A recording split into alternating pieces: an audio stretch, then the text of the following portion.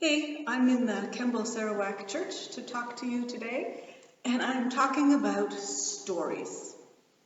I wonder what your favorite storybook is. As a kid, mine was Green Eggs and Ham. I could have quoted every fox, box, goat, boat bit of that story to you. I heard it so often. No skipping pages. There are also stories that we tell as a family.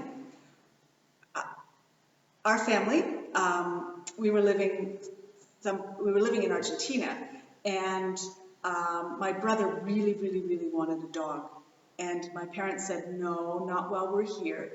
And my mom wrote a Christmas card to my brother once that said, "You will get a dog the next place we live, be it Venus or Mars." Now, by be it Venus or Mars, she meant wherever we go to live, even if we went to live on Venus or Mars. So when we moved to Indiana, we got a dog, and the dog was female, so my brother named it Venus, because it had to be Venus or Mars from that Christmas card. We told the story with a laugh because it was a story of being really careful. It was a story of faithfulness. My parents did live up to their promise. And so it was part of what formed our identity, and that dog was really important to us for many years. Part of the story that didn't get told was that my brother would have really rather had a cat. He only told me this recently. But there were no cats going to happen because my mother's story was that her mother had had too many cats. But my brother, when we were living in Argentina, there was a wild cat that hung around our place for years. My brother told me the reason that cat stayed was because he fed her. He found food for her.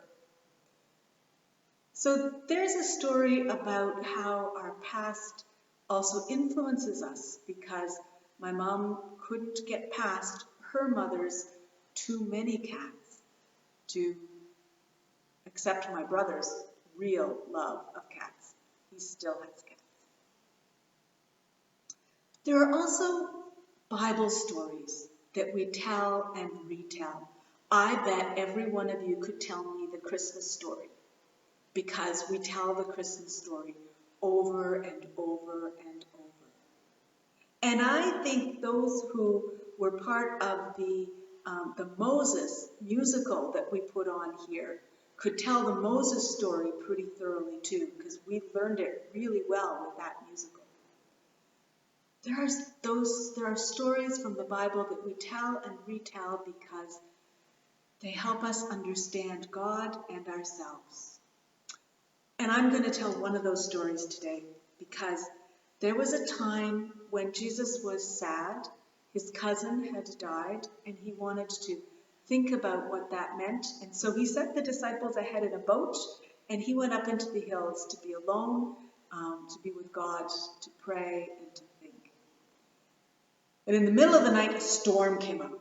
The wind came up, and the waves bashed the boat, and the boat went here and there and everywhere. And the disciples were kind of scared, and they were having to work really hard to keep the boat on track. And then, middle of the night, a figure comes walking across the water. They're sure it's a ghost, and they're done for. But Jesus announces that it's him. "Really?" says Peter. "If it's really you, tell me to come to you on the water." "Come," Jesus says. So Peter gets himself up on the edge of the boat, gets his feet down, and looks straight at Jesus and walks across the water to Jesus. And then he suddenly realizes where he is. And he looks at a big wave coming at him, and he feels the wind brushing past him, pushing his hair all over the place, and takes his eyes off Jesus and looks at the storm, and he starts to sink. Jesus has to lift him up and take him back to the boat. For me, that story reminds me that storms are real. They are. And right now we're living in an illness storm with this COVID-19 stuff. And if all we do is look at the storm, we can get really sad and really scared.